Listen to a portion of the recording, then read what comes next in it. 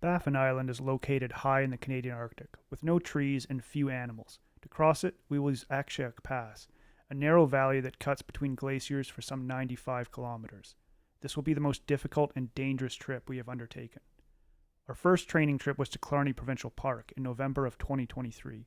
We were faced with cold weather, pouring rain, and some mild water crossings. Carrying extra safety and cold weather gear, our packs would be a lot heavier than normal, so redundancy in equipment is important because the weather can turn at any time, making for really dangerous conditions. So because there's safety in numbers, we added Michael to become a team of 3. For our second rehearsal trip, we chose Algonquin. We arrived at the parking lot and sorted out who was carrying what and set off by mid-morning. The bugs weren't too different from what can be found in an Arctic environment, but the heat and humidity was absolutely oppressive. With heavy packs, extra warm clothing, and copious amounts of fuel for the stove, we still managed a very brisk pace despite the conditions.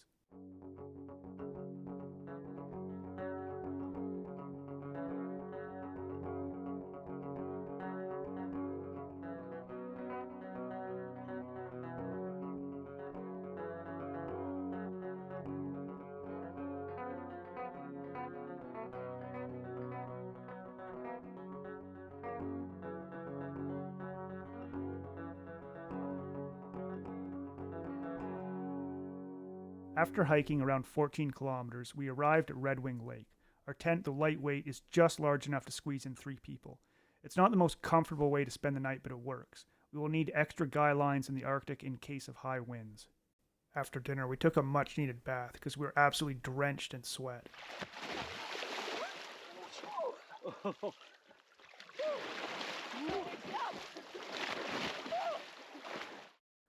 A common staple for camping is a really nice campfire. Unfortunately, that's not happening on Baffin Island because there's nothing to burn.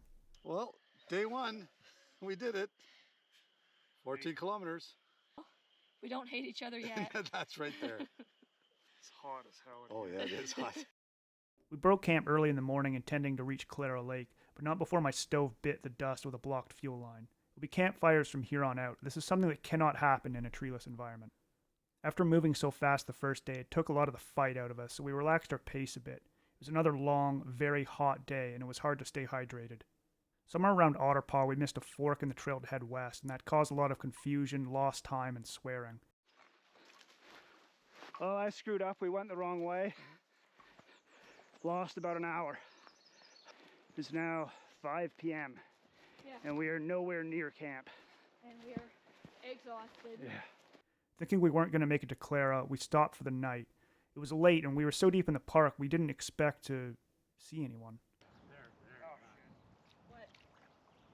Oh. Uh-oh. It really is an emergency. We don't need to have a fire. We can just pull off the trail and throw up the tent. Like, it's not the end of the world. I've done that before. All right, let's get moving then. All right. Yeah, let's get out of here. All right, there, Yep. sir. Thank you very much. Take care. If we're gonna go for the push, if we're going for the push, then we gotta get going. All right, 6:45. We're getting kicked off our site. It wasn't our site, but we got lost and found an empty site.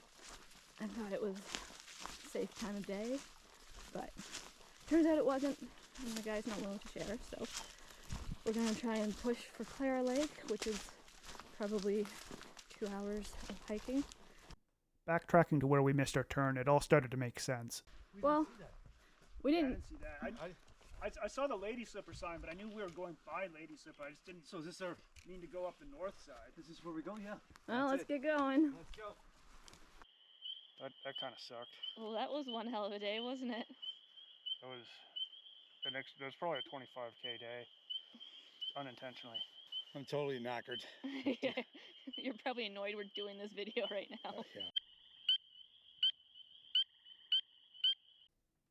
We left Turn Lake hoping to reach the parking lot by evening, but we didn't even get to Clara Lake until about 10:30 that morning. It was around this time that filming became really difficult because we were so far behind, and the mistake from the day before was really starting to take its toll. To make matters worse, mine and Jenny's feet were really starting to swell up from the heavy packs and the heat and the really long distances. And they were beginning to just really blister too. Good boots are key, but even the best boots were really beginning to show their limits there.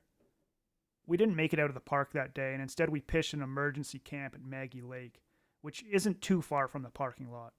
In our exhaustion, we didn't really film much. It was pretty hard to take out the camera by that point. though we were woken up by a really unpleasant surprise early in the morning. We didn't make it out of the park. Nope. We're here for another night. I'm not sure how far we went today, but we're all pretty exhausted, and we realized we weren't going to make it. We've still got another hour's trek to do in the morning. 4.4 kilometers. Safety first. You gotta take care of the body, and we didn't want to risk going on a semi-obscure trail in the dark, a trail we don't know, and it can be easy to go off trail if you're not careful. Yeah, so this is what happened last night. We got a storm. And it was raining on us because the fly completely failed. Thank God for the emergency tarp. If we didn't have that to throw on the top there, it would have been a very, very miserable night. So Yeah. That's a email to MSR. Yeah. No kidding. we need a new fly or a new tent. All right, here we go. Last 4.4 kilometers. Hopefully our feet hold out. Yeah. All right, let's go home. Luckily, we had just enough reception to tell our families back home not to file a missing persons report. After a cold breakfast, we packed up and left as quickly as possible. Somehow, it was even hotter and buggier than the day before. Intermittent rain showers didn't matter because we were already drenched anyway. There was a lot more suffering than we'd anticipated, but adversity builds a good team, so in the end it worked out. In a matter of weeks, we'll be doing the real thing at a very high latitude.